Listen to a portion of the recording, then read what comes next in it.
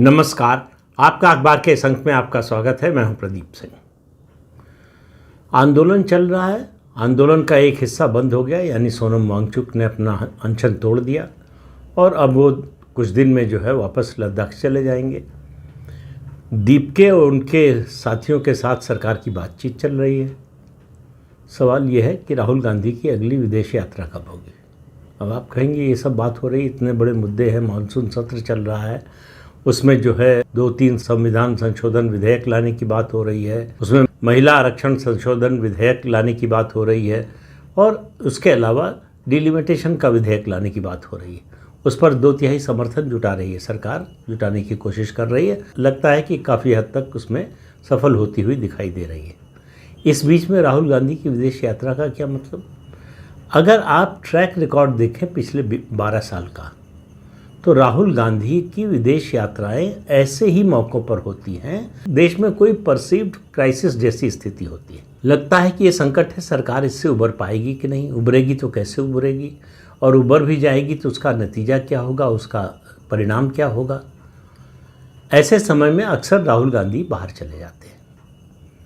Paper leak कोई आज तो हुआ नहीं, पेपर लीक हो गया, उसके बाद कई छात्रों ने आत्महत्या कर ली, उनके परिवार, उनके परिजन, उनका दुख तो कभी ख़त्म नहीं होने वाला।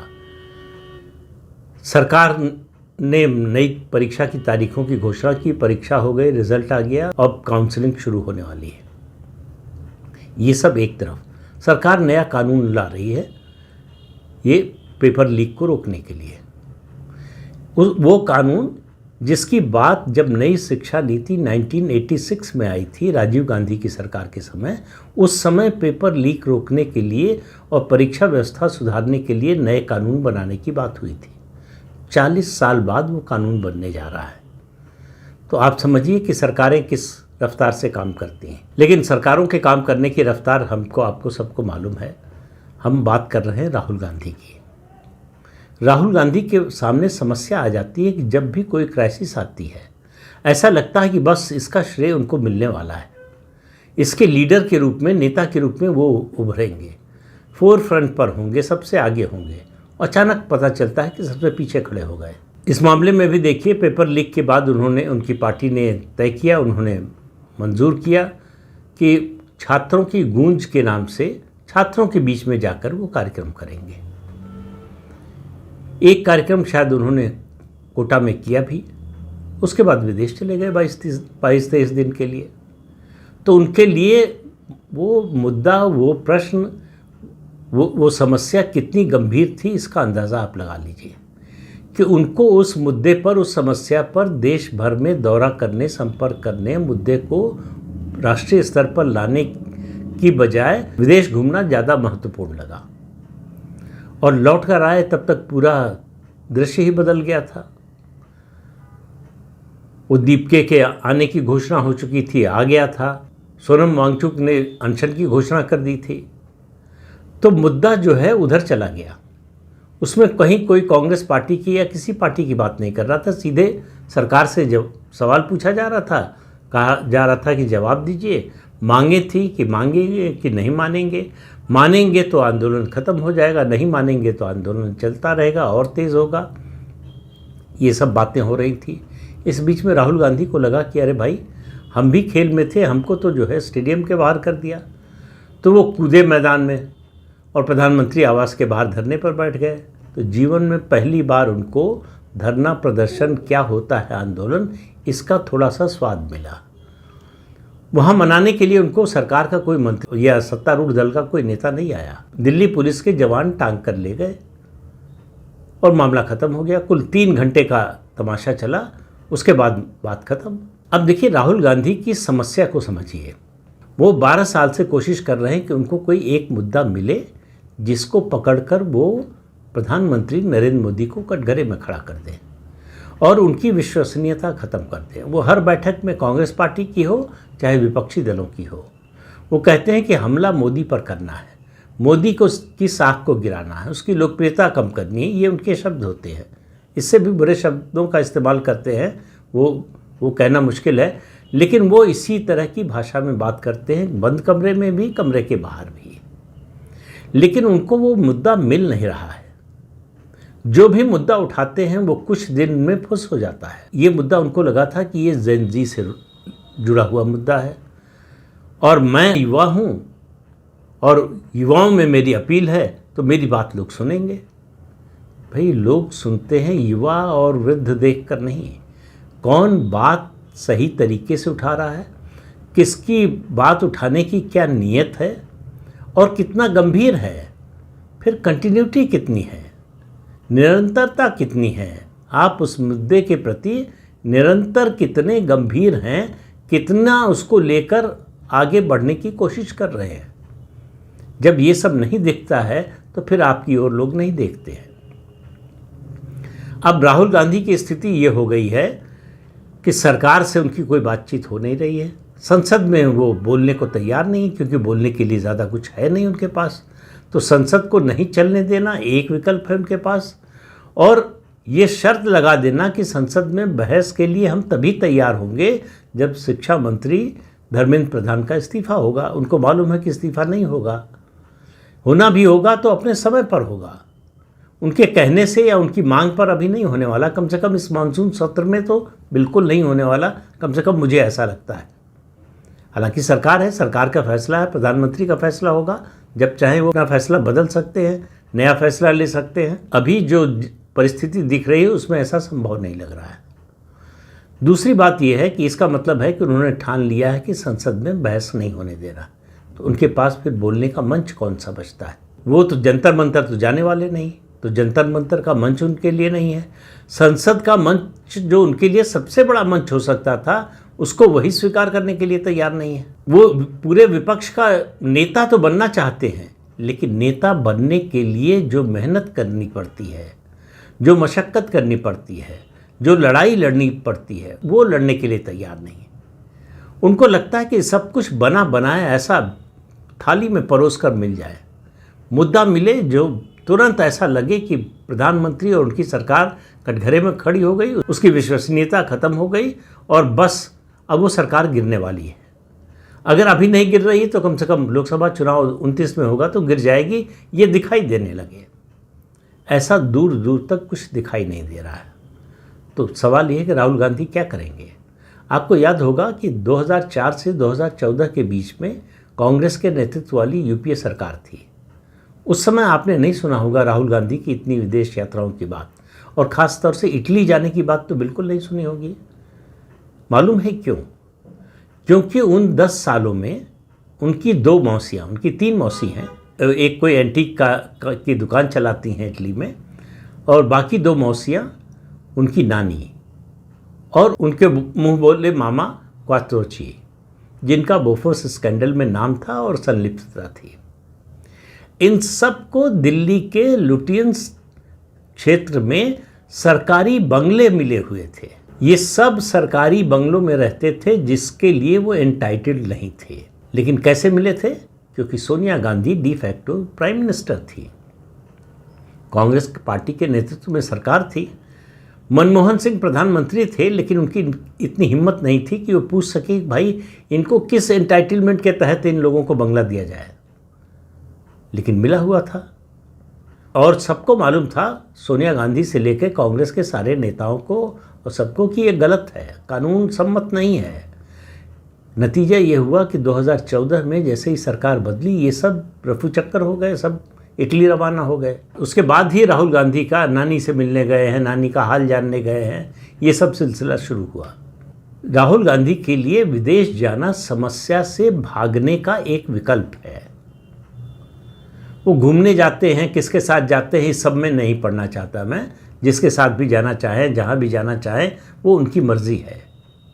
लेकिन उनको तय करना पड़ेगा कि वो भारत में गंभीरता से राजनीति करना चाहते हैं या नहीं। राजनीति करना चाहते हैं तो यहाँ पसीना बहाना पड़ेगा। ऐसा नहीं होगा कि एक दिन जो है चार्टर्ड प्लेन से विदेश से लौट कर आएंगे घूमकर और सब लोग उनको फूल माला पहनाएंगे और स्वागत करेंगे कि आइए आप जो है प्रधानमंत्री बन जाइए। ये नहीं होने वाला, कभी किसी के साथ नहीं हुआ, न कभी किसी के साथ होगा इस तरह का। वो राजशाही का ज़माना नहीं है कि राजा का बेटा है तो राजा बन ही जाएगा। उसमें भी तय नहीं होता था, उसमें भी राजा के अगर कई बेटे हैं तो योग्यता देखी जाती थी। जो सबसे योग्य हो या जो सबसे ताकतवर हो वो बन जाता था। यहाँ तो समस्या ये है कि एंटाइटलमेंट के कारण परिवार और पार्टी तो मिली हुई है। परिवार एंटाइटल्ड है तो पार्टी उनकी है, पार्टी उनकी निजी जागीर है, तो पार्टी में जो है वो पद लें ना लें सर्वे सर्वा वही है। लेकिन इससे आम मतदाता पर असर नहीं पड़ता। आम मतदाता देखता है कि हमारा भला कौन कर सकता है, हमारे बारे में कौन सोचता है, हमारी चिंता कौन करता है, हमारे लिए काम कौन कर सकता है। तो राहुल गांधी ने कभी गरीबी नहीं देखी है, राहुल गांधी ने कभी आंदोलन नहीं देखा है। जैसे किसी बच्चे या किसी व्यक्ति को अगर वो तैरना नहीं जानता, आप नदी में बीच में जाकर छोड़ दे तो क्या हाल होगा उसका? हाथ पैर मारेगा बचाव के लिए, कोई बचाने नहीं जाएगा तो डूब जाएगा। उसी तरह से कांग्रेस पार्टी ने किया राहुल गांधी के साथ। कोई पॉलिटिकल ट्रेनिंग नहीं दी, सीधे राजनीति में उतार दिया और बीच धारा में उतार दिया कि अब नेतृत्व करो, पार्टी संभालो, सत्ता के दावेदार बनो। अब भाई वो कुछ सीखा हो, कुछ जानते हो, तब तो वो कुछ करें। तो इसलिए जब जैसे ही इस तरह का संकट आती, ऐसी चुनौती आती है सामने कि अब सामने वाले से लड़ाई लड़नी है, तो विदेश भाग जाते हैं। तो उस समय देश में चर्चा होती है राहुल गांधी कहाँ गए, क्यों गए, किसको बता के गए, किसको नहीं बता के गए। कोई इस बात पर चर्चा नहीं करता कि राहुल गांधी क्या कर रहे थे या क्या करने वाले हैं या क्या करना चाहते हैं। तो राहुल गांधी के विजन को लेकर जब से वो राजनीति में आए हैं, 2004 में पहली बार सांसद बने और हम बात कर रहे हैं 2026 में, 22 साल में राहुल गांधी के विजन को लेकर, देश को लेकर उनका कोई विजन है, इसकी चर्चा कभी कांग्रेस पार्टी में भी नहीं हुई। बाहर की तो बात ही छोड़ दीजिए। तो इसलिए लोगों को समझ में नहीं आता है कि ये व्यक्ति चाहता क्या है। बहुत से कांग्रेस के लोगों ने कोशिश की कि जब मनमोहन सिंह प्रधानमंत्री थे तो उस समय राहुल गांधी या तो मिनिस्टर बन जाए या डिप्टी प्राइम मिनिस्टर बन जाए, तो उनको एक एडमिनिस्ट्रेशन का अनुभव हो जाएगा। लेकिन भाई फिर सवाल एंटाइटलमेंट का आया कि गांधी परिवार का कोई व्यक्ति नंबर 2 नहीं बनता। 2007 में भी जब उत्तर प्रदेश में राहुल गांधी को पूरी तरह से उतारा गया था विधानसभा चुनाव प्रचार में मुख्य प्रचारक के रूप में, ये सुझाव दिया गया था कि उनको मुख्यमंत्री के रूप में प्रोजेक्ट किया जाए।